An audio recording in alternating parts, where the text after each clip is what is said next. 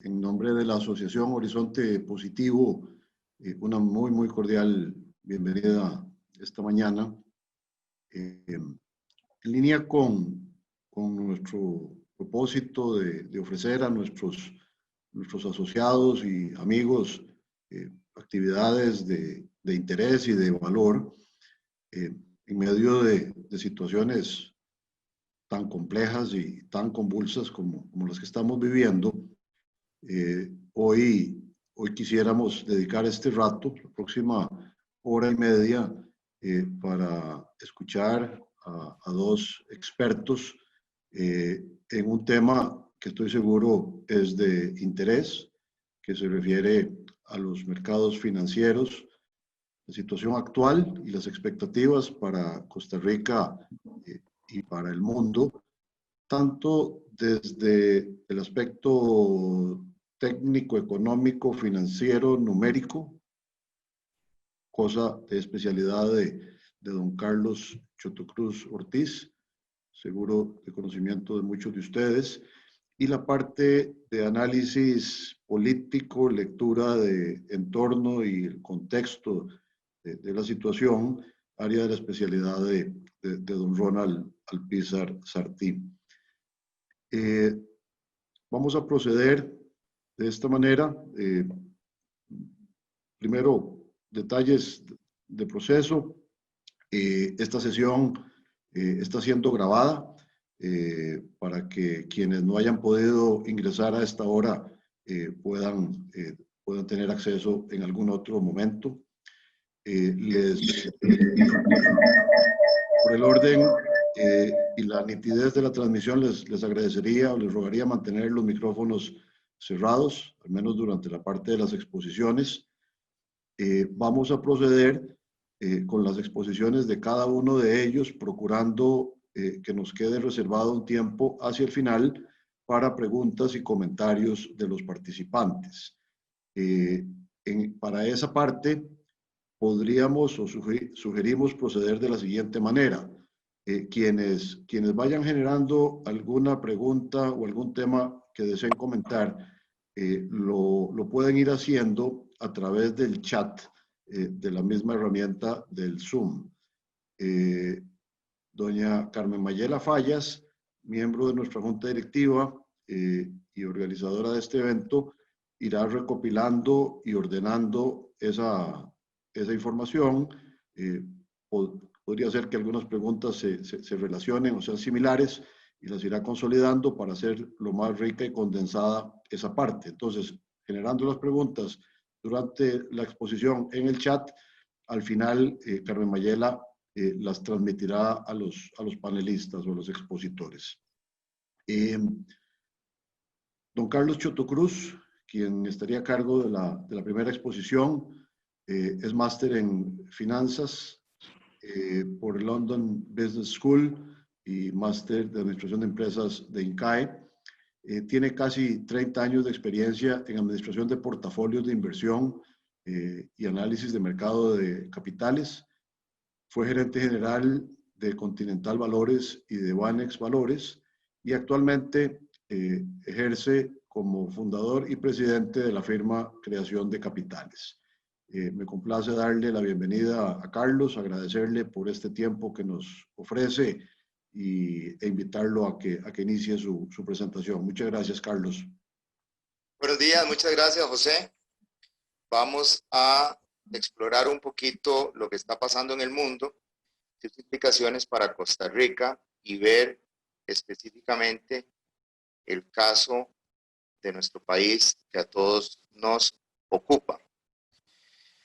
Empezando por los mercados internacionales, el actor del año ha sido el COVID y no da tregua. Los brotes han empezado a resurgir.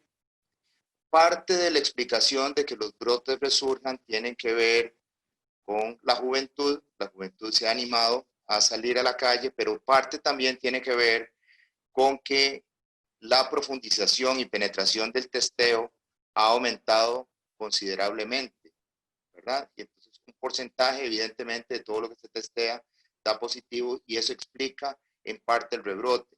Aún así, los mercados siguen a la expectativa de qué podrá pasar, porque sí se ha visto que ha habido una alteración leve en los volúmenes que se traían previo a este rebrote, y eso no deja de preocupar al mercado por sus efectos en la economía de consumo principalmente.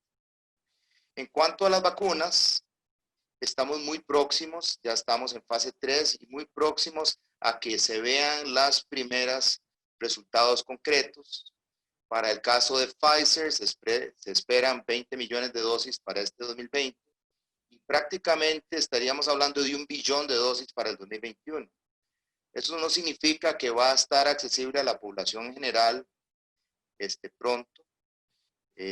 Vamos a tener vacunas disponibles y en gran cantidad, pero esto va a ser luego del segundo trimestre del próximo año. Entonces todavía nos queda un rato, y sobre todo acá en Costa Rica, con la crisis. En cuanto a la recuperación, y esto es importante porque se está presentando en todas las economías y esperaríamos que en Costa Rica no fuera excepción. Parte de lo que se ha observado es que ha habido un efecto sustitución.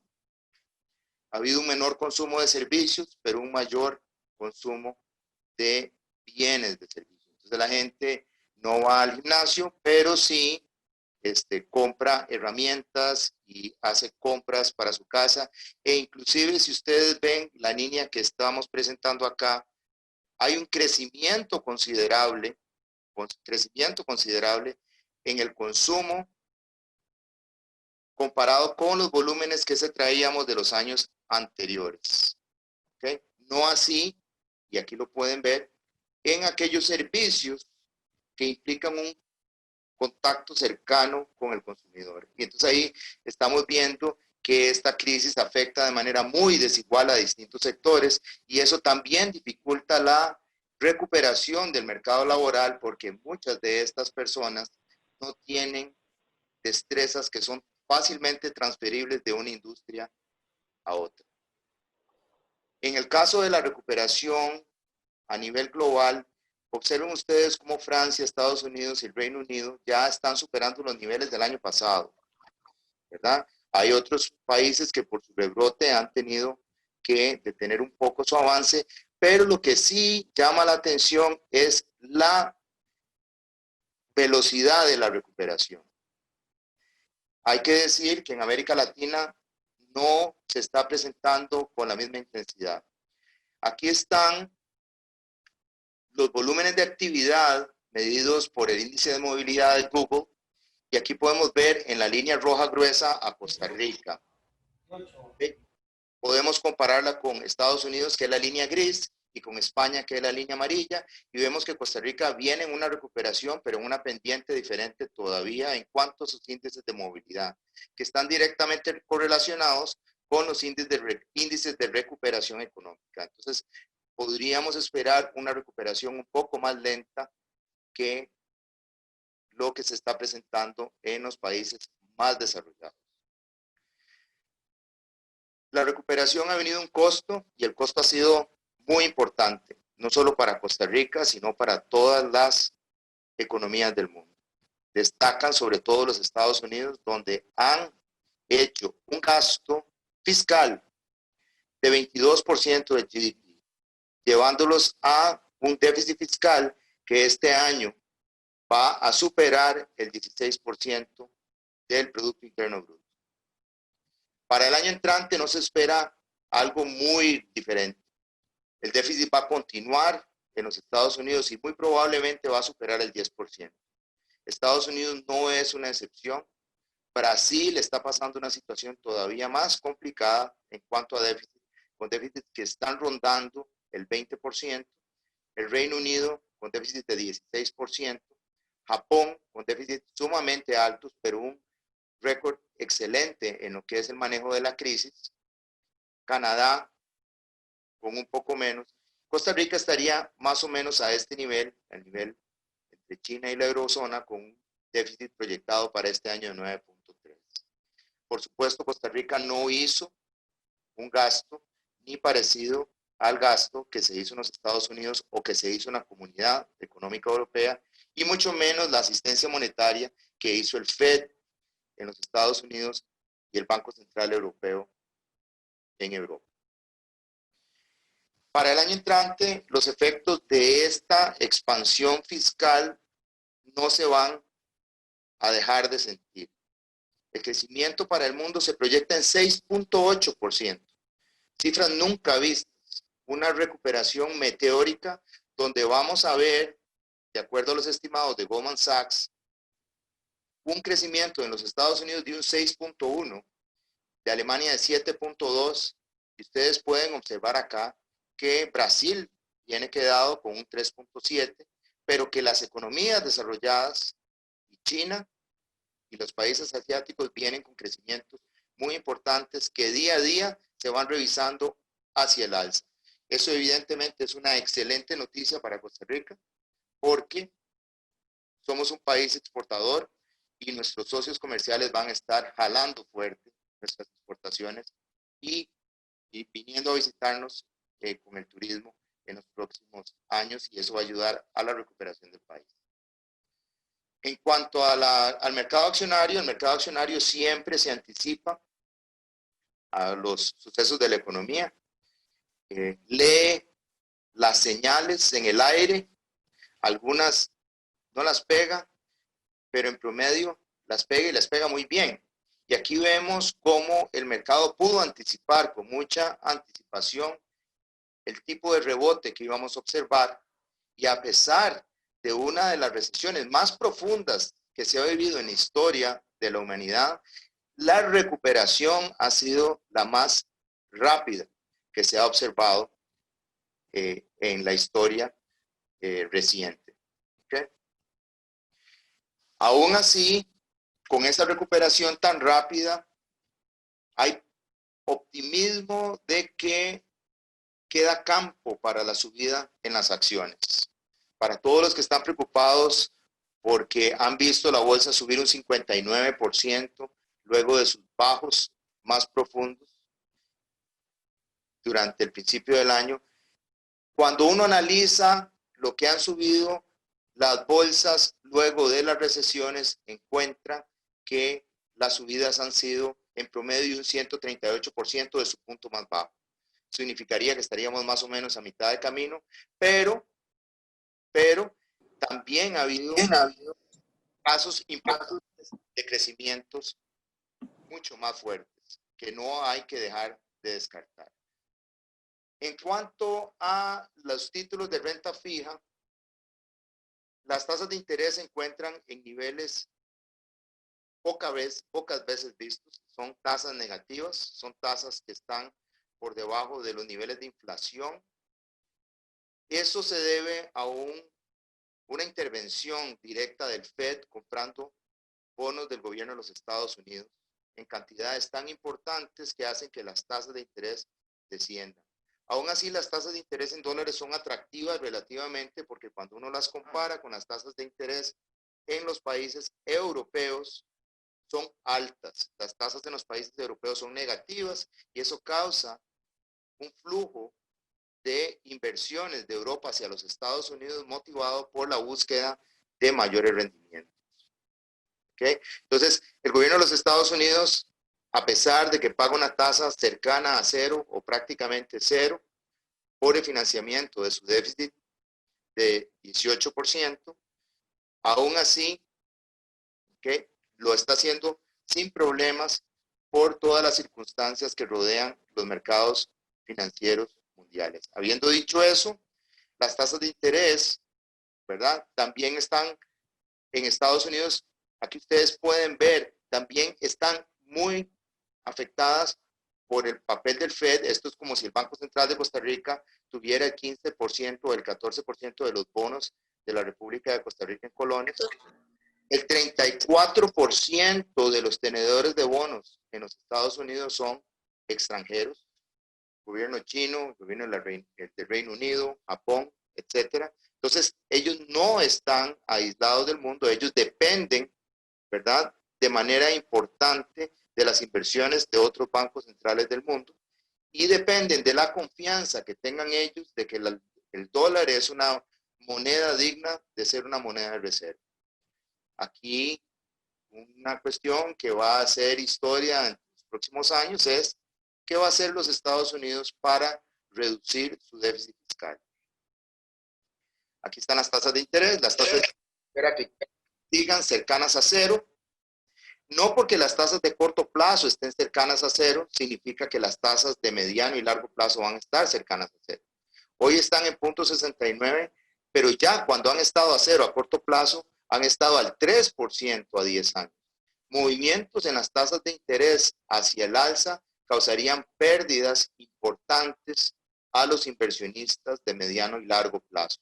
Es lo que estamos observando precisamente en Costa Rica. Las tasas están subiendo, los precios de los títulos vienen hacia abajo. Eso podría pasar perfectamente si estos crecimientos económicos que vimos en la filmina de las proyecciones para el año entrante se empiezan a materializar por encima de las expectativas del FED, generando posibles inflaciones en las economías desarrolladas.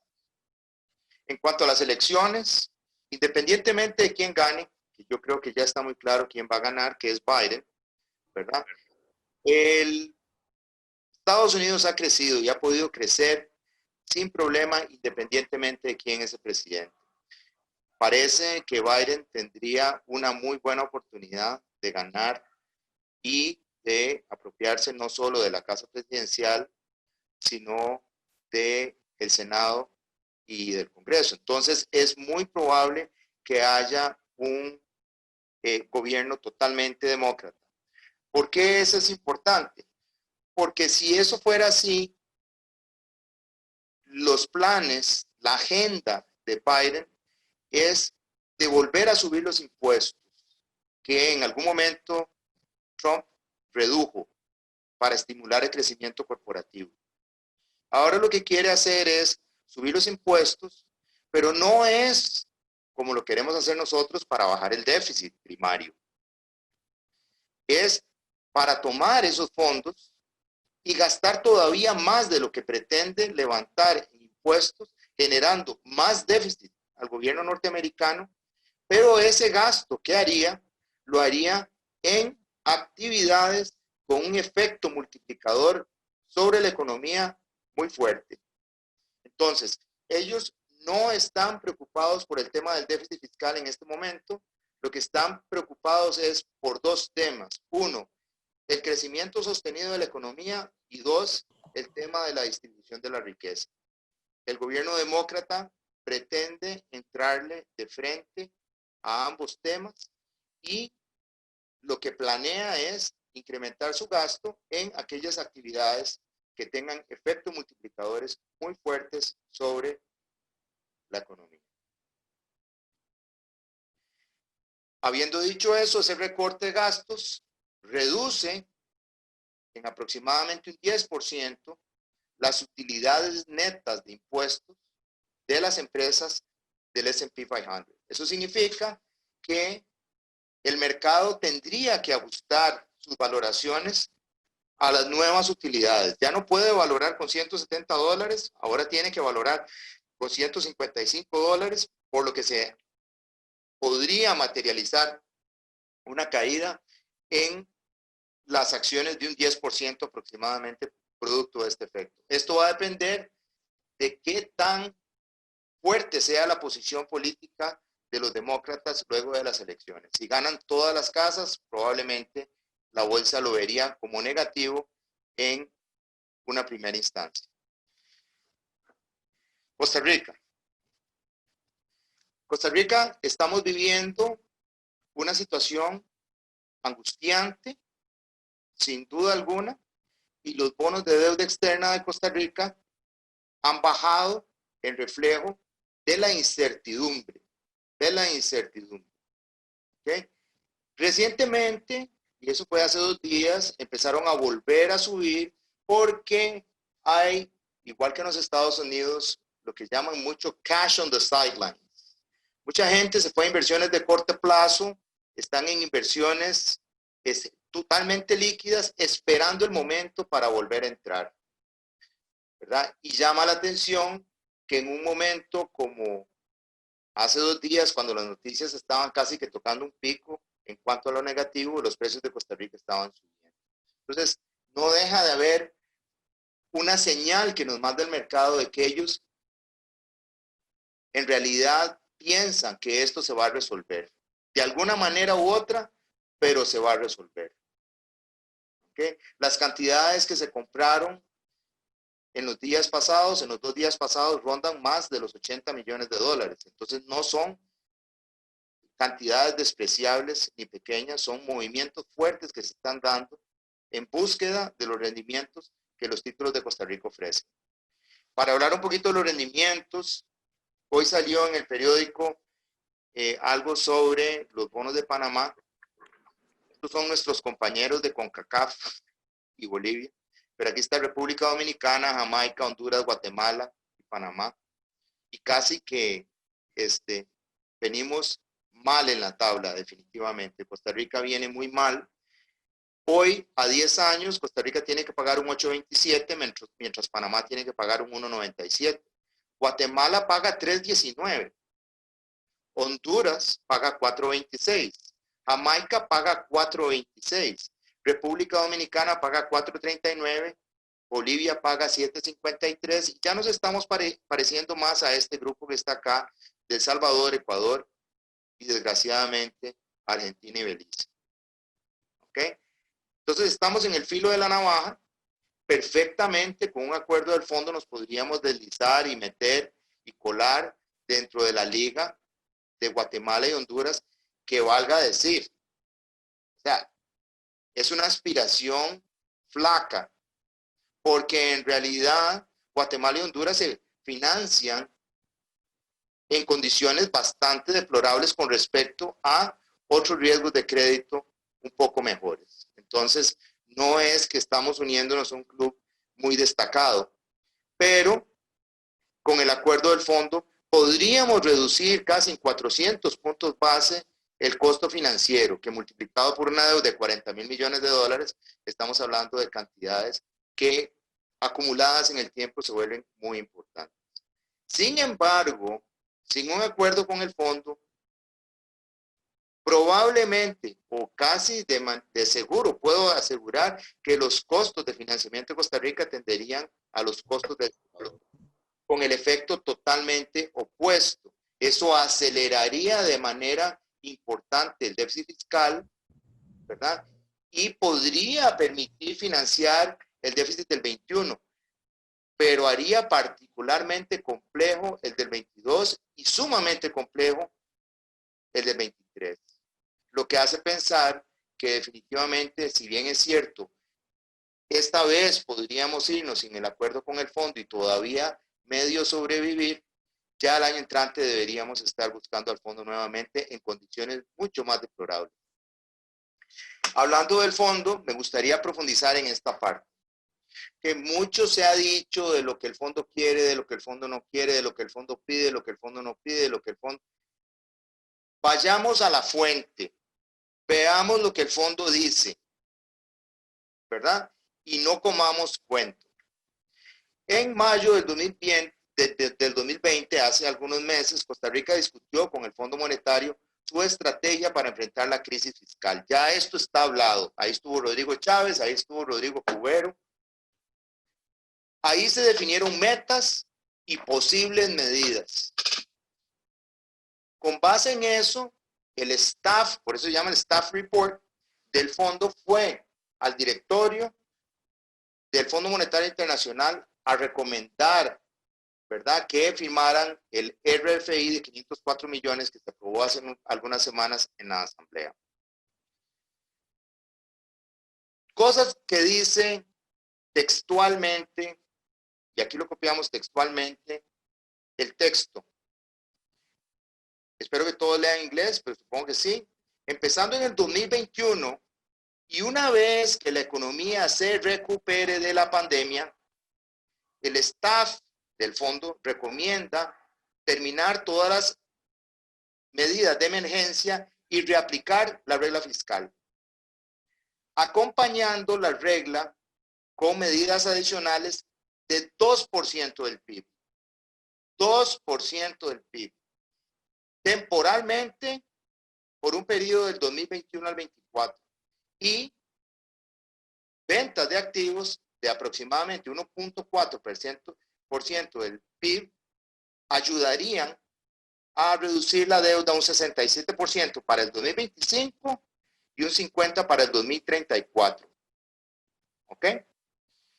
El fondo no plantea un ajuste de shock. El fondo plantea un ajuste leve para enderezar el curso, a sabiendas de que el déficit va a permanecer alto por algunos años. ¿Ok? De nuevo, aquí están los números, estos son las proyecciones que el fondo hace, que vienen en el texto, y eso es un texto público que cualquiera de ustedes puede bajar y estudiar con calma. Aquí vienen la historia del país, aquí vienen las proyecciones, y aquí viene el déficit primario, ¿verdad? Para el país, que se proyecta en equilibrio prácticamente para el 2022. El déficit financiero es este que dice overall balance, que viene acá, y ese déficit obviamente toca un pico en el 2020 y viene disminuyéndose gradualmente a lo largo del tiempo, ¿verdad? Cosas que llamaron la atención, que a mí no me gustaron, ¿verdad? Que uno ve y dice, ¿qué es esto? Del 2020 al 2021 hay un aumento considerable en las remuneraciones, de un 10%, ¿verdad? Eso, obviamente, en estas circunstancias, uno diría a quién se le ocurre, pero bueno, hay campo para mejorar estos números un poco más, aún con medidas de 2% del GDP. Vean ustedes el balance que busca o los objetivos que busca obtener el Staff Report a través de estas medidas. Lo primero es crecimiento. En la medida que el país crezca, por cada dólar que crece, entran 16.5 centavos de impuestos. Entonces el crecimiento es el mejor amigo del Ministerio de Hacienda, ¿verdad? Y procurar el crecimiento económico debería ser la principal meta porque es la más eficiente en mejorar la recaudación.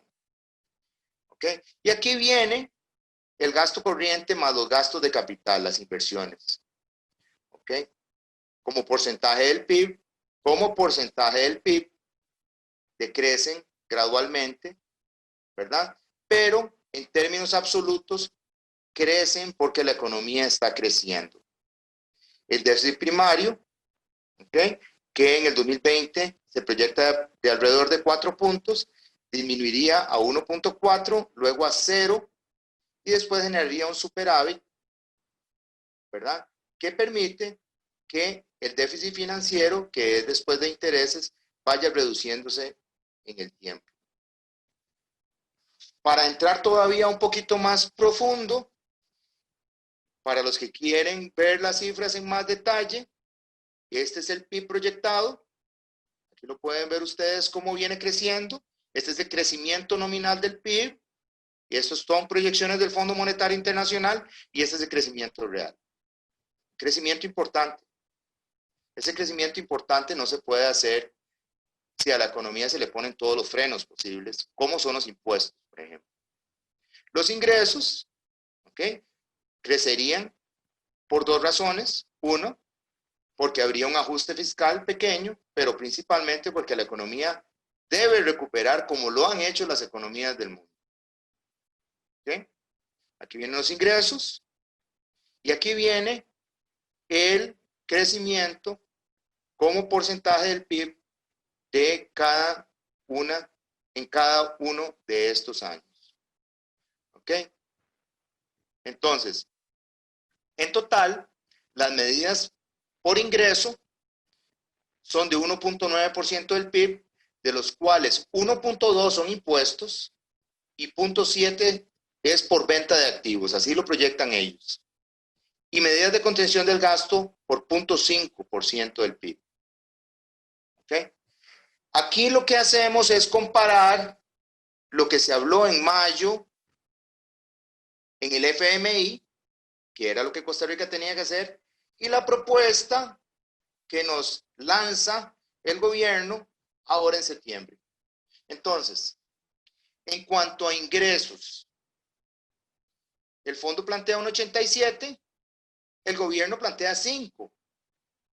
Hay una variación de 3.13 puntos del PIB. Y obviamente la ilusión o fantasía de que estos 5 los va a poder recaudar. En impuestos, el Fondo Monetario plantea 1.16, el gobierno plantea 5, para una variación de 3.84, ¿verdad? Violento, moderado. En venta de activos proyecta 0.7, obviamente el gobierno no proyecta nada, ningún esfuerzo en absoluto por hacer nada, y hay una diferencia aquí de menos 0.7. En gastos, el fondo proyecta una reducción de 0.47. El gobierno proyecta 0.95. ¿Okay? Las medidas del fondo son por 2.34% del PIB. Las que plantea el gobierno son por 5.95% del PIB. Hay una variación de 3.61. ¿Qué pasó entre mayo y septiembre? Lo desconozco, pero sí hay una desviación radical en la estrategia, y esa desviación radical tiene que tener el apoyo de alguno de los gurús económicos, obviamente, ¿verdad? El déficit primario, vean esto, el déficit primario, el Fondo Monetario lo había proyectado en 1.39, el gobierno se anima a llevarnos a un superávit primario en media crisis, en un año complejo donde la mitad del año vamos a estar sufriendo, el 2.22%. Para llevar un déficit financiero del 2.15 el año entrante, mientras que el Fondo Monetario lo que estaba pidiendo era 6.7. No es que el Fondo Monetario nos está pidiendo esto, eso no es cierto. El Fondo Monetario viene en un programa mucho más moderado, reconociendo que no es el momento de hacer nada drástico. El gobierno propone medidas desbalanceadas y agresivas para lograr déficit primario en el 2021. Nosotros lo describimos de esta manera. Aquí está la estrategia. Yo busco un balance en este triángulo: impuestos, gastos y venta de activos y crecimiento económico. Esto es lo que el fondo planteó. Balanceado, moderado, lograble, sin necesidad de incendiar el país. Crecimiento económico es posible porque los impuestos no ahogan la rentabilidad del sector productivo. ¿Okay? Una reducción moderada de gastos, buscando crecimiento económico. La propuesta del gobierno: crecimiento económico, evidentemente ni se menciona, ni se habla, no hay objetivos, no hay planes, no hay absolutamente nada. Impuestos, facilísimo, ¿verdad? Facilísimo. Pretender, ¿verdad?, empujarle al sector productivo un paquete de 5% de impuestos, y si hay un esfuerzo de gastos y venta de activos, o gastos más bien, pero que en proporción a los impuestos, a pesar de que es en línea con lo que el fondo había planteado, se ve totalmente desfigurado al comparársele con la envergadura del paquete fiscal que están pretendiendo, o que estuvieron pretendiendo en algún momento pasar. Esta estrategia es desbalanceada, es agresiva y contraproducente. Las pretensiones fiscales terminarían moviendo a los agentes económicos a la economía informal. Llega un momento, y eso ya está, hay gente que ha ganado el premio Nobel por eso, donde uno le cobran tanto que uno simplemente se sale del sistema, le evade, elude y recurre a todos los medios para no pagar. Eso es lo que ellos están promoviendo y eso es un atentado contra el crecimiento económico y evidentemente contra la generación de empleo. En cuanto a las finanzas públicas, aquí ya vamos terminando, ¿ok? Las necesidades del gobierno, así como estamos sin Fondo Monetario Internacional, en deuda interna serían de 11.2 puntos del PIB para el año entrante. Si ustedes visitan el 2018 visualmente y el 19 van a encontrar que ya hemos pasado por ahí, por donde asustan, como dirían, en el 18 y en el 19. En el 2018 casi no pasamos, si no es porque el Banco Central facilita las letras del Tesoro, el gobierno probablemente hubiera tenido que dejar de pagar 500 mil millones de colones, que es una cifra muy importante para el gobierno. ¿Okay? Ese 2018 el país enfrentó una crisis de confianza como la que estamos viviendo ahora. En el 2019, el país cómodamente levantó una necesidad muy similar y no solo eso, sino que terminó con un excedente de 1.7 puntos del PIB en caja, en reservas. La posición fue diametralmente opuesta. ¿Cuál fue la diferencia? La confianza. La confianza. Si el país vuelve a levantar la confianza, los fondos van a fluir al país atraídos por la miel del rendimiento, que no se ofrece en ninguna otra parte del mundo, ¿verdad? Y viceversa, ¿verdad? Este gobierno parece hacer todo lo que esté a su alcance por minar la confianza día a día, hora a hora, ¿verdad? Ese es el problema que tenemos. En cuanto al tema del default, ¿ok? Número uno, Costa Rica sí ha avanzado mucho y no es porque el Ministerio de Hacienda lo haya hecho, sino es porque ha surgido una clase inversionista nueva en el país, o relativamente nueva, que son las operadoras de pensión complementaria. Las operadoras de pensión complementaria han venido a ocupar un lugar estratégico para el financiamiento del déficit y ha permitido que el déficit que antes estaba concentrado exclusivamente en el corto plazo se vaya colocando en el largo plazo. Y no solo eso, sino que ha permitido el financiamiento en colones. Este no es el financiamiento del gobierno que teníamos en tiempos de Carazo, donde era en dólares exclusivamente a tasas del 30%, porque eran las tasas de ese momento, o como es el de Argentina, que es en dólares en deuda externa y de corto plazo. El endeudamiento de deuda externa del país es poco, ya lo vamos a ver en más detalle, y el próximo vencimiento que tiene el país de un bono, de un eurobono, es en el 2023. El país no puede hacer default si no le vence un bono. El país lo que tiene que tener cuidado es con los colones y con los colones que le vencen en los próximos 3 años. Ahí es donde está el principal problema. Este ya es un desglose mes a mes de las necesidades y ustedes ven en celeste los colones y ven cómo las concentraciones de vencimientos importantes están en noviembre y diciembre. O sea, tenemos algunos meses antes de que la cosa se ponga realmente oscura, ¿verdad? Pero, en todo caso, el problema está concentrado en colones. Si ustedes ven, estas barras verdes son toda la actividad de mercado que ha hecho el gobierno, ¿ok? Durante el año en colones, en verde. En azul, en dólares. Y en amarillo, los canjes, ¿verdad? Entonces, vean ustedes que el gobierno principalmente su actividad es en colones. Y ustedes tal vez dirán, mira, qué raro, si yo no invierto en colones. Ustedes no son el inversionista institucional clave del país. Los inversionistas clave son dos. El sector público, irónicamente, y los fondos de pensión. Los fondos de pensión o las operadoras de pensión complementaria. Ellos juntos tienen el 55% del total de la deuda del país. Y tienen un interés particular porque su deuda no se les deteriore.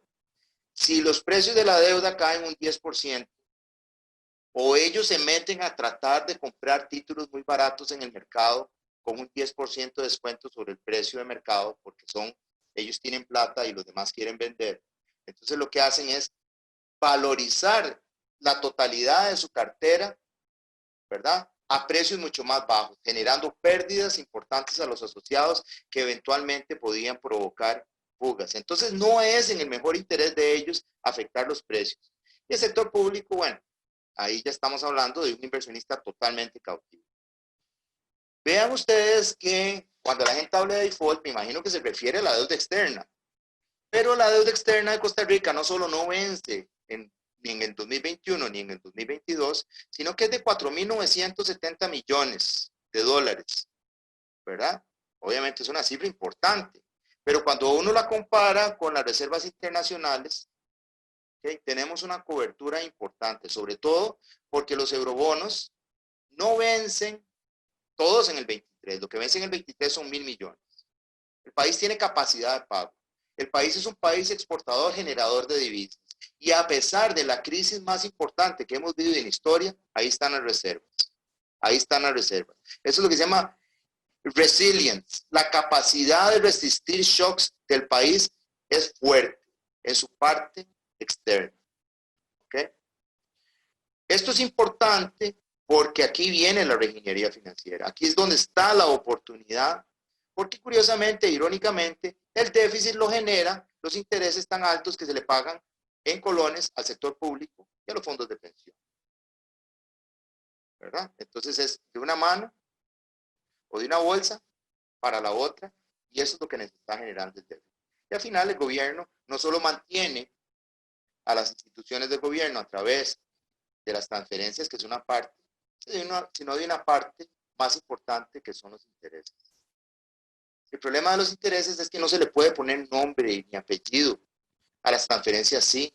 Entonces es mejor sustituir los intereses por transferencias y por lo menos saber a quién se le está dando y por qué, en lugar de dárselo indiscriminadamente a todos. Estos son los préstamos que quedan por aprobar en la Asamblea. O sea, y ahora con la actitud del Partido de Liberación Nacional de que no va a aprobar un nuevo crédito, obviamente nos pone en mayor estrés, ¿verdad? Por aprobar quedan 1.645 millones. Habría que decir que eso, cuando nosotros lo vimos en abril, que Rodrigo Chávez pudo traer a la mesa 3.000 millones de dólares, es como manada del cielo, ¿verdad? Ahora se nos está yendo, pero supondríamos que el año entrante podríamos volver a reactivar esos créditos. Va a ser un cierre complicado para Hacienda, pero es lograble. ¿Okay? Para concluir, el panorama económico mundial es esperanzador. Las exportaciones y el turismo deberían empezar una pronta recuperación. El panorama fiscal es complejo y requiere de un acuerdo con el Fondo Monetario Internacional, que permita salir gradualmente, pero a paso firme, mandando señales a los agentes económicos de que buscamos el equilibrio fiscal en el largo plazo. El Poder Ejecutivo tiene que hacer dos cosas con urgencia para las que no, evidentemente, está preparado. Uno, estimular la confianza. Y dos, emprender un recorte del gasto permanente y sostenible, no apagar la luz. Si no se lograra un acuerdo con el fondo en el 2020, vamos a enfrentar un ajuste a un costo social elevado que terminaría acentuando los problemas de distribución de la riqueza y pobreza. Tendríamos que volver al FMI a finales del 21, pero en condiciones mucho más complicadas. Podemos construir un escenario alrededor de lo que pasaría si no se construye en el fondo, pero básicamente habría ganadores importantes, serían los exportadores del turismo y obviamente los que tienen activos en dólares, ¿verdad? Y perdedores importantes que son todos los que tienen sus activos y remuneración en colones. Vemos muy poco probable que el gobierno haga default con su deuda externa, ya que el problema del país no es de reservas internacionales ni de generación de divisas. Las deudas son principalmente en colones y con inversionistas cautivos. La estructura de tenencia y composición de la deuda es un atenuante muy importante que debería facilitar una reingeniería financiera profunda que baje la carga financiera sin desencadenar downgrades. Eso es lo que tenía yo. Para ustedes, no sé, Ronald, si podrías continuar. Gracias. Muchas gracias, Carlos, por tu presentación, muy clara, muy objetiva, muy profesional. No dudo que genera inquietudes y preguntas. Les recuerdo que pueden ir canalizando las preguntas a través del chat para tener la sesión al final, después de la presentación que de seguido va a hacer don Ronald Alpizar. Don Ronald es licenciado en Derecho, máster en Ciencias Políticas y máster en Asuntos Políticos Aplicados. Fue asesor parlamentario durante 8 años, tiempo en el cual fungió como asesor de los diversos órganos del Congreso, incluyendo la presidencia de la Asamblea Legislativa. Es fundador y presidente de la firma CL2, la cual se dedica a asesorar organizaciones y empresas nacionales e internacionales en materia de políticas públicas, asuntos parlamentarios y gobierno. Me da un gran gusto darle la bienvenida a Ronald, agradecerle su tiempo, su participación en este foro y cederle el espacio. Adelante, Ronald. Buenos días, gracias, don José. Vamos a poner la presentación. Y ahí estamos. Vamos a ver, en 20 minutos vamos a hacer un análisis, dar un vistazo a lo que está pasando a nivel político, ¿verdad? Con toda esta situación de cara a las negociaciones con el Fondo Monetario Internacional. Quiero hacer un brevísimo repaso por lo que ha sido esta Asamblea Legislativa, cuál es el panorama que tenemos de cara a las sesiones extraordinarias, la negociación interna y qué está pasando en la Asamblea Legislativa o cómo están viendo o qué están pensando las fracciones políticas. Esta Asamblea Legislativa ha sido una Asamblea Legislativa bastante diferente a lo que hemos vivido en años anteriores, ¿verdad? Y básicamente es diferente porque ha tenido y ha demostrado una grandísima capacidad de lograr acuerdos, ¿verdad? Y es relevante que esta capacidad de lograr acuerdos es principalmente mediante la transacción política. No es que exista ahí, digamos, un bloque que le pasa por encima al resto de los diputados, sino que hay muchísima transacción política que se evidencia con mayor fuerza en las comisiones, ¿verdad? En todas las comisiones. Y eso sí, también esta capacidad de lograr acuerdos y de aprobar leyes relevantes ha tenido un fundamento de lo que yo llamo un bloque pro agenda, que son al menos 3 fracciones políticas que han tenido una gran coincidencia en la agenda que se ha impulsado. Liberación Nacional, como la mayor fracción de esta Asamblea Legislativa, el PAC y Restauración, pero por supuesto que otras fracciones han también coincidido, digamos, en esta agenda que se ha venido impulsando. Y ha sido una agenda muy amplia, ¿verdad? Empezando amplia y relevante, ¿verdad? Estaremos de acuerdo con algunas de esas leyes, ¿verdad? Que nos parecerán muy buenas, otras no tanto y algunas malas, pero la producción ha sido abundante. Empezando por la reforma fiscal, ¿verdad? A finales del 2018, la agenda OCDE, que es una agenda importantísima, de muchas leyes aprobadas. En la agenda OCDE, por ejemplo, para ver la capacidad de esta Asamblea Legislativa, ¿verdad? Se aprobó la ley de competencia, ¿verdad? Y eso es relevante porque en la Asamblea pasada, que también estuvo este proyecto de ley ahí para reformar la ley de competencia, ni siquiera se aprobó un texto sustitutivo. Y esta Asamblea Legislativa aprobó esa ley de competencia, ¿verdad?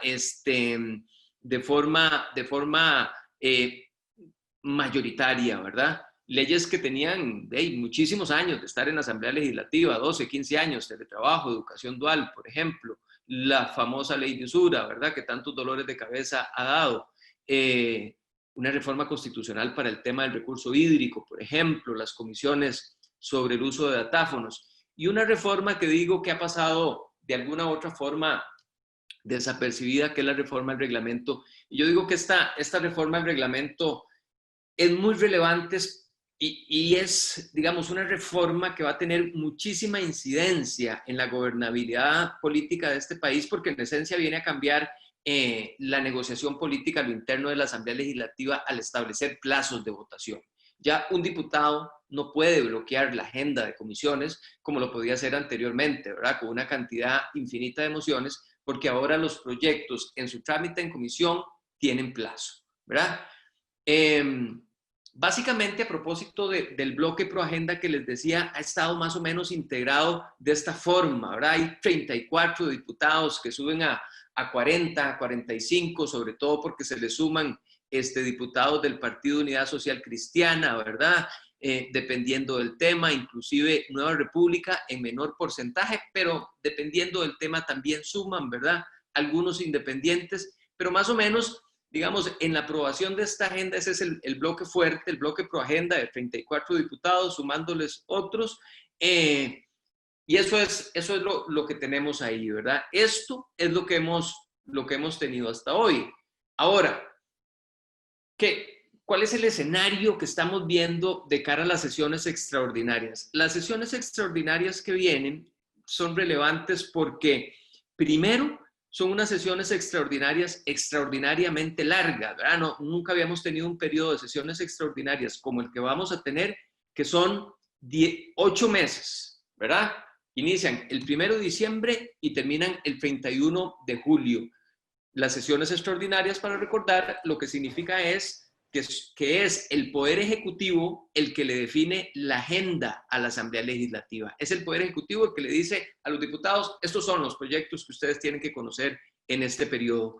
Y este periodo largo que vamos a tener de 8 meses se debe a la reforma constitucional que se aprobó para modificar justamente los meses en que se realizaban las sesiones extraordinarias. Tenemos una agenda cargada, ¿verdad? Porque estamos muy enfocados en estas negociaciones de cara a la propuesta con el Fondo Monetario Internacional, pero hay que tomar en cuenta además que ahí hay una agenda cargada, proyectos que generan mucha fricción, con conflictividad social inclusive, por ejemplo, la Ley Marco de Empleo Público, ¿verdad? Que está ahí en trámite, que va avanzando en la Comisión de Gobierno de Administración.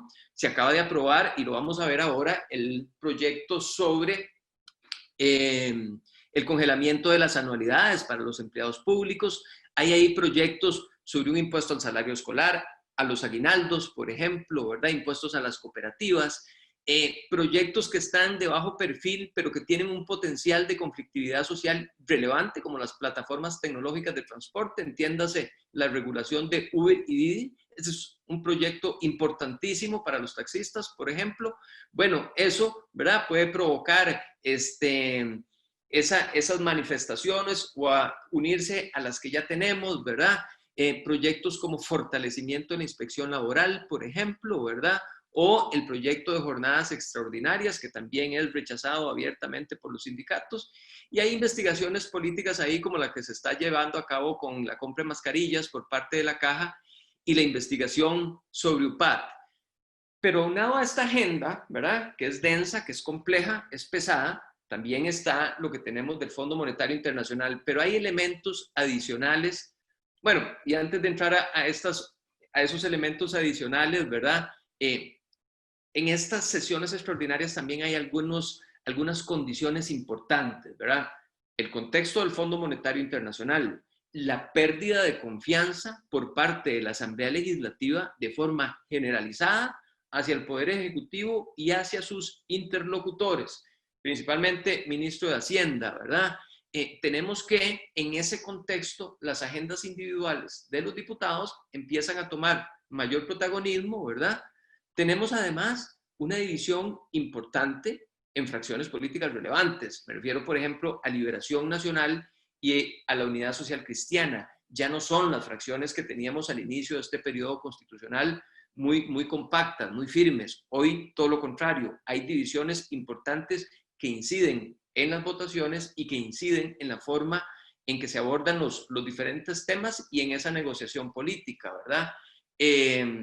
Además, las fracciones políticas, todas con excepción del PAC, por supuesto, sienten que han asumido un costo político importante, impulsando una agenda que ha promovido el gobierno, ¿verdad? Y que no hay retribución, además, por parte del gobierno. Y como si eso fuera poco, tenemos una campaña política en ciernes o que ya arrancó. Veamos esto, veamos lo que tenemos. Por ejemplo, estamos ya cerrando octubre, ¿verdad? Y tenemos la discusión del presupuesto. Noviembre es un mes donde vamos a tener la discusión del presupuesto durante todo el mes en el plenario legislativo, así lo establece la Constitución Política. Entra el 1 de noviembre y se tiene que votar en primer debate a más tardar el 27 de noviembre y en segundo debate a más tardar el 29 de noviembre. Es decir, todo ese mes lo vamos a tener ahí, esta discusión que es relevante y absolutamente determinante para lo que viene con el Fondo Monetario Internacional, ¿verdad? Y bueno, ya lo vamos a ver ahora, pero ya ustedes están enterados de lo que pasó en la comisión, ¿verdad?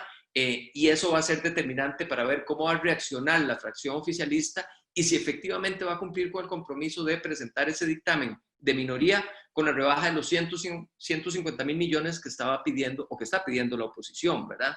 Tenemos las negociaciones con los sectores sociales, ¿verdad? Pero además, a propósito del tema político y en principio, como están, digamos, los plazos, empezaría la inscripción de candidaturas en estructuras internas, ¿verdad? A nivel electoral en el PLN y en el PUS. Campaña política, ¿verdad? Inician los procesos distritales y cantonales en el PAC. Por lo menos esos son los calendarios que tenemos, ¿verdad? A partir de noviembre. Los partidos políticos están tratando de ver si hacen modificaciones y posponen un poco esos procesos, pero en principio ya arrancaríamos con eso. De forma tal que no solamente el 2021 es el año electoral, es que a finales de este año y en lo que estamos ya empieza ese periodo electoral. Eso tiene una incidencia muy importante al interno de la Asamblea Legislativa y que tiene que ver con la división de las fracciones políticas que les mencionaba, porque al interno de las fracciones políticas pues también hay precandidatos ya, ¿verdad? Por ejemplo, en Liberación Nacional hay 2 o 3, en la Unidad hay un candidato y así uno empieza a hacer un recorrido por cada una de las fracciones políticas y hay precandidatos ahí. En diciembre y enero, ¿verdad? Bueno, en diciembre el primero inician las sesiones extraordinarias y ya en enero las distritales, ¿verdad? Inician esos procesos en el Frente Amplio. Febrero, marzo, ¿verdad? Igual ya vienen las elecciones cantonales y distritales en el PLN y el PUS, ¿verdad? Y ojo, abril y mayo, ¿verdad? Porque en principio estaría la convención interna para elegir los cargos o el precandidato, digamos, en Liberación Nacional, pero además tenemos ahí que está la negociación, ¿verdad? Y que prácticamente arranca, muchas veces la negociación del directorio arranca inclusive en diciembre. Bueno, en mayo la elección del directorio. Y ese es un tema absolutamente relevante porque es el último año y va a tener esa elección del directorio muchísima incidencia en lo que termine pasando si es que se consigue, digamos, la propuesta con el Fondo Monetario Internacional, ¿verdad? En buena medida, esa negociación del 1 de mayo, que arrancará con mucha fuerza en enero, va a estar determinada por esa agenda que habrá que impulsar si es que finalmente se termina definiendo, ¿verdad? Y bueno, junio-julio, ¿verdad? Que es la convención interna del PAC. Vamos a ver, el tema de las negociaciones con el Fondo Monetario Internacional. Yo diría que aquí, ¿verdad? En lo que estamos viviendo, uno puede identificar, digamos, 2 grandes ejes, ¿verdad? Uno que es la propuesta de fondo y lo otro que es el tema de conducción política, es decir, cómo yo logro, y cuando me refiero a conducción política, me refiero al gobierno, es decir, cómo el gobierno logra articular para conseguir una propuesta de fondo que tenga alguna viabilidad, ¿verdad? La propuesta de fondo que plantea inicialmente el gobierno y de la que nos hablaba don Carlos Choto Cruz, que fue un fracaso, ¿verdad? ¿Por qué? ¿Por qué fracasa esta propuesta? Porque ya la Asamblea Legislativa, ¿verdad? Tiene una posición generalizada de que no quiere más impuestos, ¿verdad? Cuando el gobierno lanza la propuesta, fue rechazada de manera unánime por las fracciones políticas, ¿verdad? No solamente porque dicen, ya hemos asumido un costo político, por ejemplo, con la reforma fiscal, sino que no vemos los esfuerzos del gobierno en materia de contención del gasto. Y además, el proceso que inició o que realizó el gobierno de Costa Rica Escucha, Propone y Dialoga, no se le vio, digamos, ni una solidez metodológica, ni tampoco se le vio esa legitimidad y credibilidad que necesitaba como para fundamentar la propuesta que finalmente planteó el gobierno, ¿verdad? Sino que eso más bien fue percibido a lo interno de la Asamblea Legislativa como un proceso, ¿verdad? Para legitimar una propuesta que no tenía nada que ver con lo que los sectores habían dicho en ese proceso. Yo lo que digo es que en cuanto al eje de la conducción política, ¿verdad? Para ser muy diplomático, uno diría que ha sido una conducción política bastante desafortunada, ¿verdad? Muy errática. Por ejemplo, se presenta esta propuesta inicial que les decía que es rechazada. Bueno, pero a pesar de que se rechazó de forma unánime por la Asamblea Legislativa, a pesar de que el gobierno sabía que las fracciones políticas no iban a ceder en los planteamientos que estaban realizando, bueno, el gobierno no retiró esa propuesta sino hasta que tiene las manifestaciones, hasta que tiene los bloqueos, ¿verdad? Otra evidencia de el mal manejo que se ha hecho sobre el tema de las mesas de diálogo, ¿verdad? O sea, tenemos que la Asamblea de Trabajadores y Trabajadoras del Banco Popular propone una mesa de diálogo, luego viene el gobierno y propone su mesa de diálogo, ¿verdad? Y esto es un gran problema y voy a profundizar ahorita más adelante, pero pareciera que lo lógico del gobierno es que busque que exista una sola mesa de diálogo, porque si existen dos mesas de diálogo, difícilmente las propuestas que salgan de ahí van a tener la legitimidad para llevar a la Asamblea Legislativa y que la Asamblea Legislativa y las fracciones políticas sientan esa presión y ese deber de aprobar las propuestas que surjan de ahí. Y ya lo vamos a ver. Ni hablar de lo que pasó con el presupuesto, ¿verdad? Ni hablar de lo que pasó con el presupuesto en dos escenas diferentes, ¿verdad? En primer lugar, lo que pasó el fin de semana, cuando desde el Ministerio de la Presidencia se impulsa, digamos, una estrategia para que las instituciones salgan atacando, si se quiere, a la Asamblea Legislativa por los recortes que se iban a hacer, ¿verdad? Y ahí vimos muchas instituciones, digamos, en esa línea. Y el segundo acto es cuando el ministro de Hacienda se sienta a negociar con los diputados de oposición, con los 9 diputados representantes de todas las fracciones políticas que están presentes en la Comisión de Hacendarios, llegan a un acuerdo para rechazar, para aprobar el recorte de 150.000 millones y la fracción oficialista, las diputadas de la fracción oficialista impiden que eso se lleve, que eso se concrete utilizando el uso de la palabra para defender mociones, ¿verdad? Y como si todo eso fuera poco, lo que ha pasado y lo que ha salido con la negociación y firma de la convención colectiva con los sindicatos del sector de educación, ¿verdad? Que, bueno, ya ayer vimos que el ministro de Hacienda dice, yo no estaba enterado de la negociación, no estaba enterado, me enteré por la prensa, ¿verdad? Y por supuesto que eso causa un grandísimo malestar a lo interno de la Asamblea Legislativa. Iniciaba hablándoles de lo que ha sido esta Asamblea Legislativa y cómo, digamos, ha aprobado una agenda relevante. Aquí quiero hacer un recorrido rapidísimo, nada más para que veamos además cómo la Asamblea Legislativa ha ayudado al gobierno en materia de empréstitos que se han presentado, ¿verdad? Por ejemplo, el contrato de préstamo que detallo acá, ¿verdad? Y lo que quiero mostrar básicamente es cómo ha existido una voluntad política importante, 43 votos a favor para ese empréstito, por ejemplo, ¿verdad? El crédito rápido con el Fondo Monetario Internacional, aquí sí hubo, digamos, una oposición, 40 votos a favor y 14 en contra. Vean cómo se distribuyen estos votos en contra. Es interesante porque estos votos que están aquí en contra son los que se han manifestado, particularmente en contra de nuevos impuestos, pero cada vez se le suman más diputados, ¿verdad? El crédito del BID y la AFD, ¿verdad? También, otra vez, 43 votos a favor, 9 votos en contra. Con la Corporación Andina de Fomento, 45 votos a favor. Es decir, hay una coincidencia, y voy a pasar rápido por un tema de tiempo, pero en resumen uno ve ahí, digamos, una Asamblea Legislativa bastante comprometida. Si uno pone esta imagen en relación con los proyectos que ha aprobado esta Asamblea Legislativa a propósito de la pandemia y que han sido propuestos por la Asamblea Legislativa, va mucho en esta línea.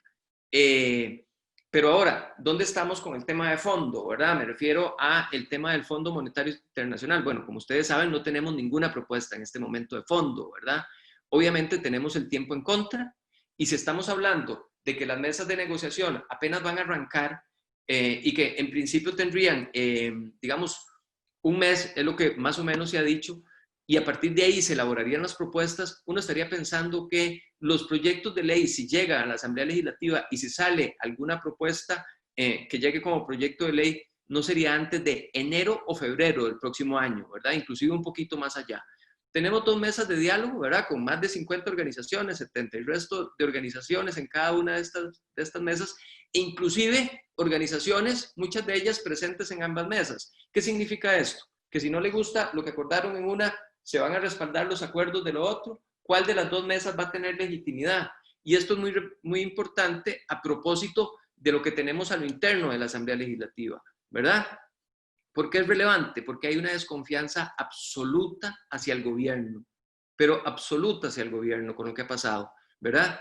Recordemos que la Asamblea Legislativa responde a impulsos externos, y por eso si tenemos 2 mesas de diálogo que van a tener productos diferentes, difícilmente la Asamblea Legislativa se va a sentir comprometida con esos resultados que salen de esa mesa. Y en un contexto de desconfianza absoluta hacia el gobierno eso es fundamental, ¿verdad? Está clarísimo que hay una gran indisposición hacia nuevos impuestos, incluyendo a este bloque pro agenda, ¿verdad? Vean ustedes que inclusive cuando se presenta la propuesta original del gobierno, la fracción de Liberación Nacional sale diciendo, no nos gusta, está desbalanceada, está muy cargada al lado de nuevos impuestos, pero Liberación Nacional está clara en que necesitamos avanzar en un acuerdo con el Fondo Monetario Internacional. Es decir, Liberación Nacional está clara en que hay que aprobar nuevos impuestos. Hoy, la posición de Liberación Nacional es muy diferente a eso, absolutamente diferente. Hay fracciones, además, que están absolutamente en contra, como la Unidad o Nueva República, por ejemplo, ¿verdad? Y algunas, como es el caso de Liberación, que están divididas a lo interno en torno a si debería apoyarse algún impuesto o definitivamente no.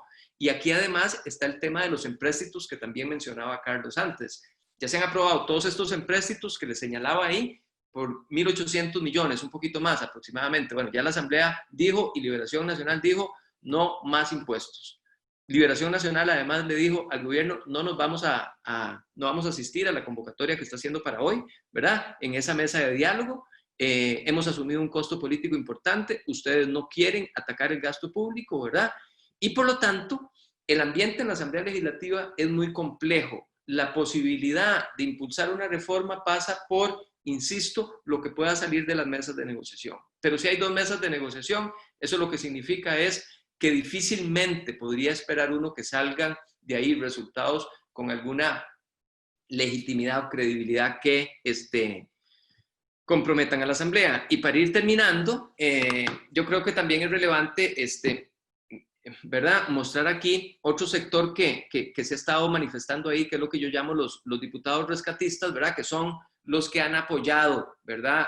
Al rescate nacional, se han reunido con ellos, ¿verdad? Tienen esa simpatía y que tienen además como característica que de estos 5 diputados, el único, por ejemplo, que votó a favor de la reforma fiscal fue el diputado Eric Rodríguez, ¿verdad? Son diputados que en esencia tienen un perfil populista.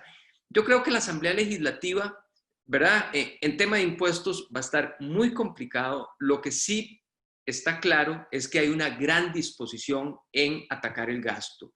Y la reforma, el proyecto de ley que se aprobó el lunes para congelar las anualidades durante 2 años, se aprobó este lunes, es un buen indicio de ello. De forma tal que, por ejemplo, el proyecto de empleo público también podría, con un buen manejo político, ser aprobado y otras reformas en este sentido. Veamos la votación, por ejemplo, para congelar las anualidades del sector público durante los próximos 2 años. Hay convergencia aquí de la mayoría de fracciones políticas. Estos son los diputados que votaron en contra de esa reforma. Aquí podemos ver, por ejemplo, de este lado los rescatistas, ¿verdad? Algunos de la Unidad Social Cristiana, Liberación Nacional 2, Franji Nicolás siempre ha estado en contra de votaciones de esta naturaleza, ¿verdad? Pero ahí hay un tema, ¿verdad? Que yo sí creo que la Asamblea Legislativa sigue mostrando, como les digo, muchísima disposición a combatir el gasto. Ese número que está ahí de 39 diputados es muy relevante, y es muy relevante porque el acuerdo con el Fondo Monetario Internacional requiere 38 votos. 38 votos es el número mágico, porque recordemos que la aprobación de empréstitos en segundo debate requiere la mayoría calificada de 38 votos. Pero además, estas propuestas, ¿verdad?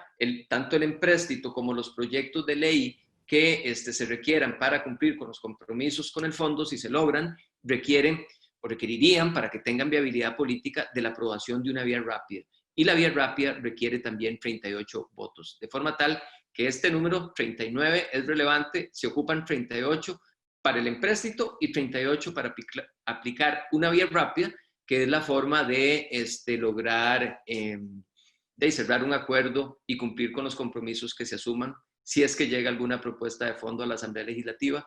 Pero el panorama en realidad es muy, muy complejo. Se necesita un cambio, ¿verdad? Por parte del gobierno en conducción política, y uno no ve las posibilidades de ese cambio, ¿verdad? Es complicado. Gracias, don José. Gracias a vos, Ronald. Y gracias a toda la gente que nos está acompañando. No dudo que las exposiciones de Carlos y de Ronald, de forma muy, muy objetiva, muy profesional, nos ayuden a tener un mejor panorama y criterio, tanto en la parte económica, financiera, técnica, como en la lectura política del entorno. Pasaríamos al espacio de preguntas y comentarios de la audiencia en lo que hubiera. Para esta sección le voy a pedir a Carmen Mayela que la conduzca. Carmen. Sí, bueno, muchas gracias, don José, y muchas gracias a Carlos y a Ronald por aportar información que nos parece sumamente valiosa en esta coyuntura y bueno, como parte de esa misión que nos ocupa en Horizonte Positivo de poner a disposición de los asociados y aliados información de utilidad para sus propias actividades. Tengo varias preguntas que me han hecho llegar los participantes. La primera de ellas es para don Carlos Chotocruz.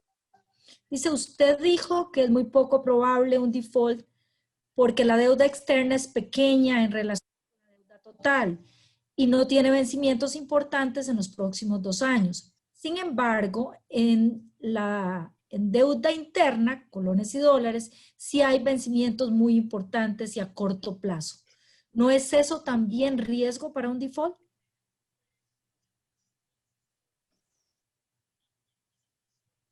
Sí, definitivamente. Vamos a ver. La deuda externa es una categoría de deuda diferente a la deuda interna desde el punto de vista de la ley que la regula y de las consecuencias que podría tener el incumplimiento de otras de las deudas del gobierno. ¿Okay? La deuda externa no se afecta por el incumplimiento de la deuda interna. Yo puedo cumplir la deuda interna, ¿verdad?, en dólares y en colones, y la deuda externa sigue standing o in good standing. ¿Okay? Si yo, como gobierno, incumplo cualquier bono de deuda externa, entonces sí, por la cláusula de cross default, afecta la calidad de todos los otros bonos de deuda externa inmediatamente y todos se declaran en default. Pero yo puedo perfectamente hacer una reestructuración o una reestructuración inclusive hasta forzada de mi deuda interna y no necesariamente afecta, ¿verdad?, el standing de mi deuda externa. Habiendo dicho eso, cualquier incumplimiento de deuda interna que el país haga, ya sea en colones o dólares, inmediatamente activaría un downgrade adicional de la deuda costarricense y nos empujaría en el borde o nos tiraría a la triple C por lo menos, dificultando y haciendo casi imposible el acceso a los mercados financieros internacionales. No significa que la deuda externa estaría en default, ¿verdad? Porque el país, como lo dije, no tiene problemas de reservas, tiene problemas de ingreso de divisas, y los tendría aun cuando el Fondo Monetario Internacional no llegue a un acuerdo con Costa Rica. Enfocándonos ahora en los colones, ¿verdad? Si no encuentran una fórmula para hacer que el gobierno pueda pagar sus deudas en colones a medida que vencen, por ejemplo, letras del Tesoro del Banco Central, entonces ahí sí podría entrar un default. Pero sería tan catastrófico el default, ¿verdad?, que es muy probable que busquen un remedio o cualquier tipo de remedio antes de evitarlo. Y teniendo ellos el control de la divisa, de los colones, es muy probable que lo puedan encontrar de alguna manera. Tienen mucho más margen de maniobra para manejar su deuda en colones. Y lo más fácil es simplemente reestructurarla. Me venció hoy, la operadora de pensión no tiene lista la plata, yo puedo reestructurarla a una tasa y un plazo adecuado y jugar con eso para evitar el default abierto y evitar el downgrade. Pero si estamos, como dirían los norteamericanos, en thin ice, estamos en terreno peligroso. Muy bien, muchas gracias, Carlos. Justo hay una pregunta que me parece que podría complementar esta respuesta y me parece que va dirigida más bien a don Ronald. Dice, ¿se podría decir que la estrategia del gobierno al no atacar el gasto busca o persigue mantener su base electoral de cara al 2022? Sí, es difícil, ¿verdad? Decir cuáles son las razones del gobierno por las cuales no quiere atacar el gasto, ¿verdad?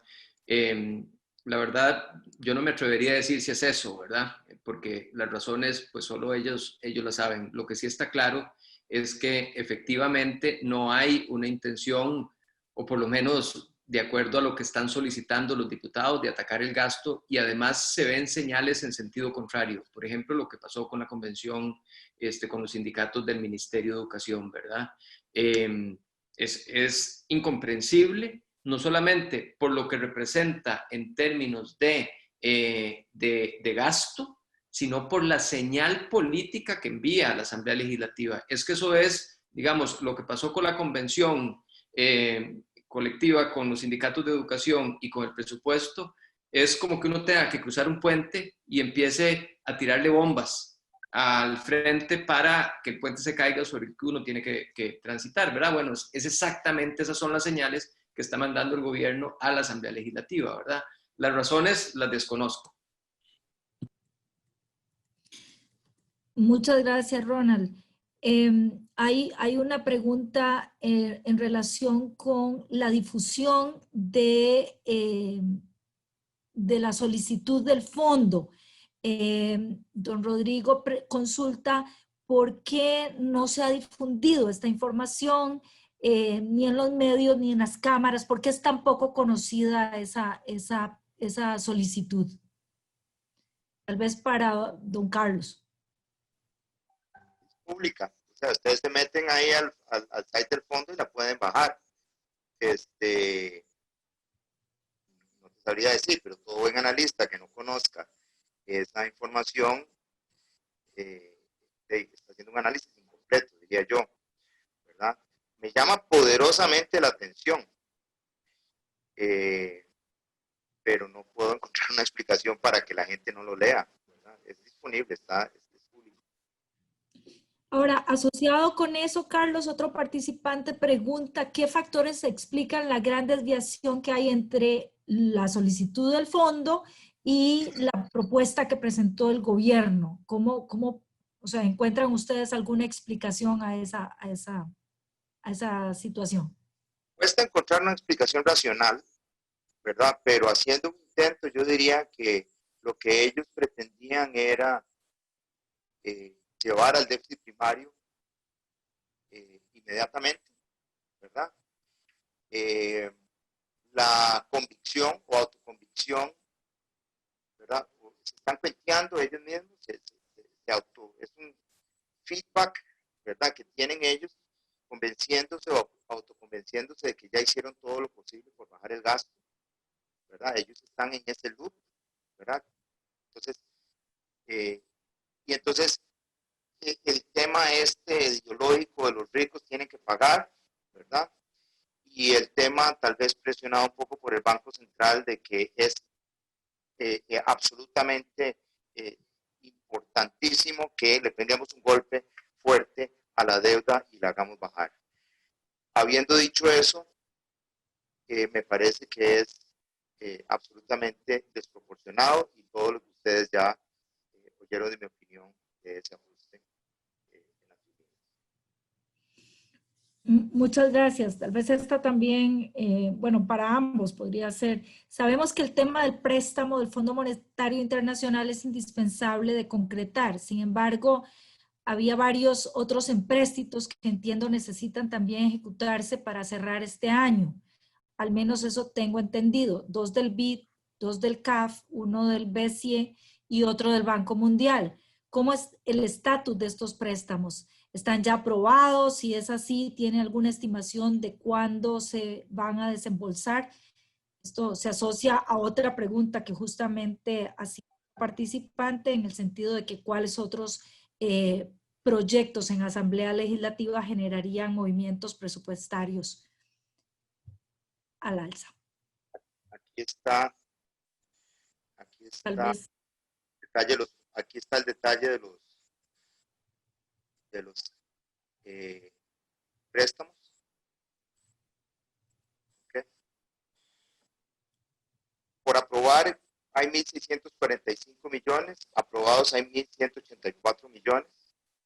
En comisión están los préstamos del BID por 200 y 245 millones. Y después, al aprobado por el organismo, pero en el escritorio del Ministerio de Hacienda, están los del BES, el Banco Mundial, el CAF y el CAF de apoyo presupuestario. O sea, estos préstamos son muy importantes. Definitivamente el gobierno contaba con ellos y vienen en condiciones muy, muy blandas, ¿verdad? Y ahora vamos a tener que sustituirlos por préstamos en colones a tasas altas, lo que obviamente en nada ayuda a el gasto financiero y al déficit financiero del país. Hay nada más agregar ahí que ya las fracciones políticas encabezadas por Liberación Nacional dijeron que no van a aprobar ningún empréstito más de los que están en corriente legislativa hasta tanto el gobierno no dé una señal clara de atender los requerimientos en materia de gasto público y que se debe empezar por recortar los 150.000 millones que negociaron en el presupuesto del próximo año.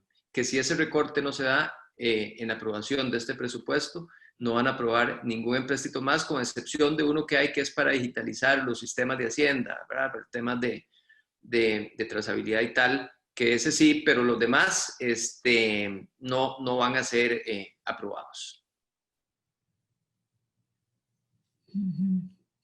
Bueno, muchas gracias a ambos. Hay algunos otros comentarios en el chat. También hay una consulta para don Carlos y es si o sea, piden autorización para ver si se puede usar la filmina en donde usted compara la solicitud del fondo con la propuesta que hizo el gobierno para darla a conocer. Pues, claro, es información pública, ¿verdad? Hemos nada más transcrito, ¿verdad? Lo que es de dominio público y no hay ningún problema en absoluto. Más bien, encantados de que la gente se dé cuenta en realidad de qué es lo que la oportunidad que el país está perdiendo de lograr un acuerdo beneficioso para todas las partes. Y yo diría que hay una última pregunta que es más bien de opinión para ustedes y es, ante las actuales condiciones, ¿ven viable en el mediano o largo plazo alguna posibilidad de un verdadero ajuste estructural y no solo los actuales recortes al presupuesto que están siendo presionados desde la Asamblea Legislativa? Yo diría que, bueno, el Fondo Monetario la semana pasada advirtió que hay que tener mucho cuidado el momento en que uno hace recortes y ajustes estructurales, ¿verdad? Si no nos hemos repuesto económicamente, no tenemos de la economía caminando adecuadamente, yo preferiría esperar, ¿verdad? Ya tuvimos un año complicado en el 2019 cuando entró el IVA a funcionar, ya hubo un conato de recesión. Ahora sí estamos teniendo un problema recesivo importante y no es el momento de hacer una cirugía mayor. No es que no me guste, ¿verdad? Obviamente es una cirugía que a mí me gustaría hacerme, pero no es el momento. El país se tiene que volver a parar, tiene que volver a caminar, tiene que volver a generar y ese crecimiento económico se tiene que observar. Yo agregaría, sí, agregaría, digamos, a modo de ajuste, la importancia que tiene la tramitación del proyecto sobre empleo público, ¿verdad? Ese es un proyecto muy importante, ¿verdad? Porque sabemos que uno de los disparadores del gasto público justamente es el empleo público. Y hay voluntad en la Asamblea Legislativa para avanzar en la aprobación de ese proyecto de ley. Vamos a ver qué pasa. Hasta ahora hay voluntad, pero podría salir algo diferente de las mesas de diálogo. De repente, ahí están, tienen participación los sindicatos. Habría que ver si de ahí más bien puede salir alguna propuesta en sentido contrario. Pero por ahora hay buen ambiente en la Asamblea Legislativa e inclusive originalmente es una propuesta pensada para aplicar a funcionarios futuros, digamos, no les aplicaría a los actuales, pero con criterios de constitucionalistas como don Rubén Hernández, ya cada vez está pesando más a lo interno de la Asamblea Legislativa la idea y la posición de que también aplique a los funcionarios actuales, sobre todo lo que tiene que ver con los pluses salariales, que son los mayores disparadores, porque la tesis de don Rubén es que eso no son derechos adquiridos, ¿verdad? Es decir, derecho adquirido es el que ya goza, pero las anualidades, etcétera, ¿verdad? Son expectativas a futuro y que por lo tanto se puede aplicar perfectamente a los funcionarios actuales. Eso sería, digamos, de una reforma muy, muy importante. Y hay ambiente en la Asamblea Legislativa. Muchas gracias, Ronald. Tenemos un par de preguntas más en el chat.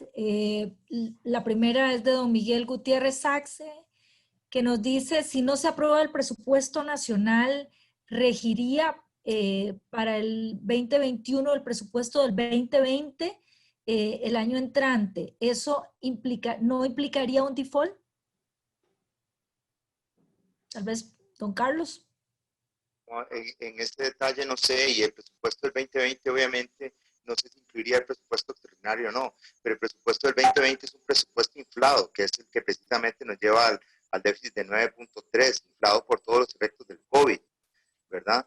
Entonces, hay gastos extraordinarios como el bono proteger y cuestiones ahí que definitivamente para el 2021 deberían recortarse, ¿verdad? Entonces, no sé en beneficio de quién sería no aprobar el presupuesto y dejar el presupuesto del 2020 inflado por efectos del COVID con autorización todavía a ser más dispendioso.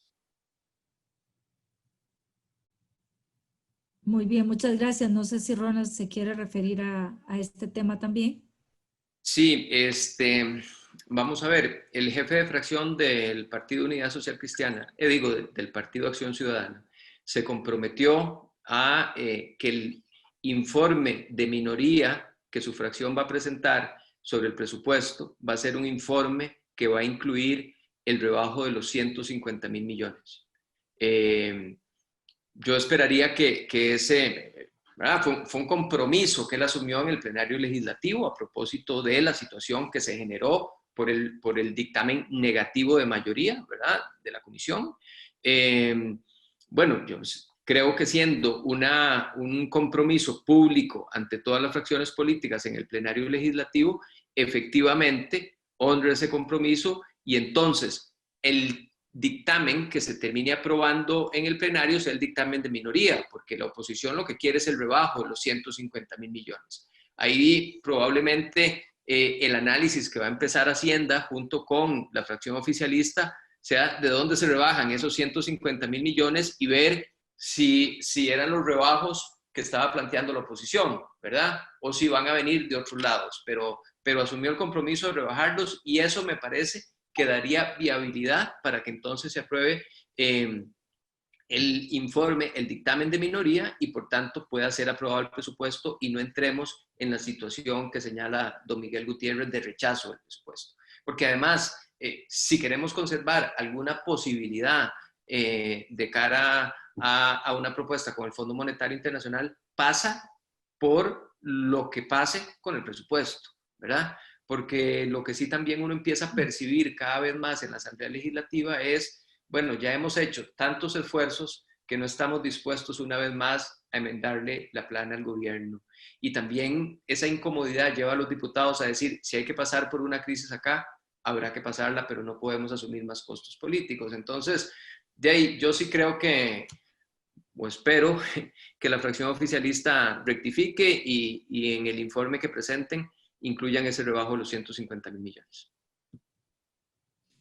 Bueno, tengo una consulta más para don Carlos Chotocruz y está asociada al tema de la carga de la deuda. En estos días varios analistas como Gerardo Corrales han resaltado que la mayor carga de deuda la tenemos en la deuda interna, como bien lo señalaba don Carlos en su exposición, y que esa deuda en su gran mayoría está en manos de las instituciones del Estado o vinculadas al Ejecutivo.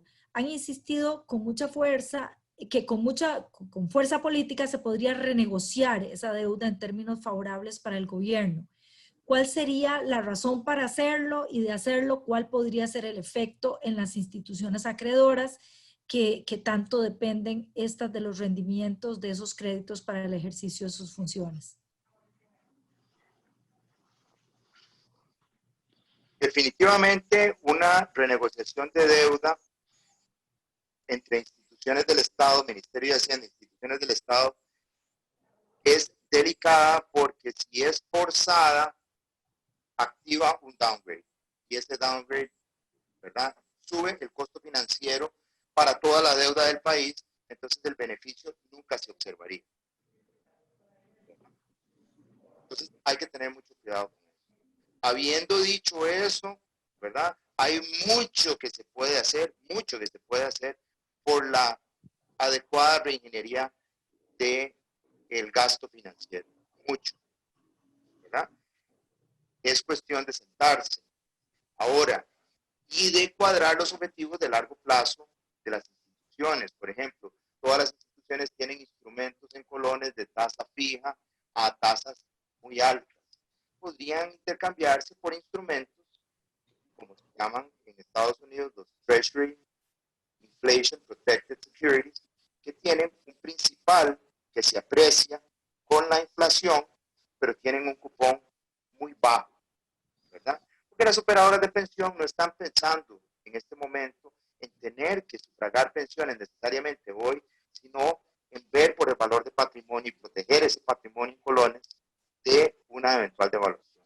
Entonces, eso permitiría una reducción violenta en la erogación por intereses, pero permitiría a las operadoras asegurar que su principal se va a apreciar y se va a valorar en el tiempo de una manera adecuada. Es un ejemplo, hay muchos, ¿verdad? Fluctuar de tasa fija a variable, y hay muchas cosas que se pueden hacer, y aquí estoy hablando alrededor del punto que mencionaba la persona que hace la pregunta de si eso implica necesariamente un menoscabo para el tenedor de los títulos. No necesariamente. Y si implica un menoscabo, hay que tener mucho cuidado porque podría desencadenar un downgrade.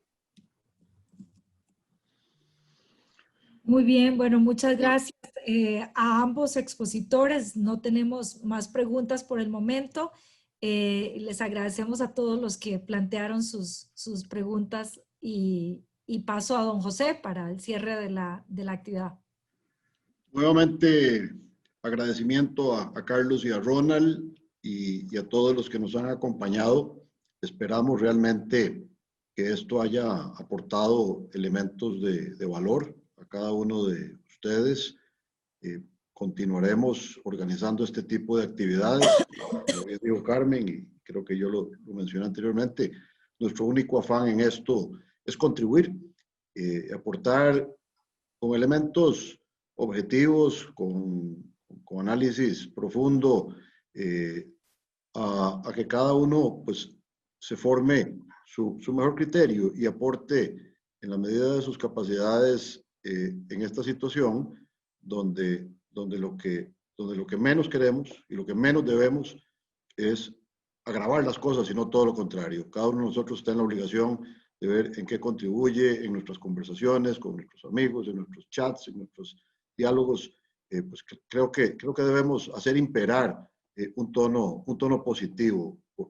La situación es complicada, pero se requiere optimismo, y buena voluntad y un afán más de aportar y colaborar que de generar elementos que contribuyan en el aspecto negativo. De modo que creo que esa ha sido la tónica de este evento y de los próximos que vendrán. Agradecerles el tiempo. Nos pasamos 10 minutos, pero creo que ha valido la pena y estaremos en contacto. Muchísimas gracias.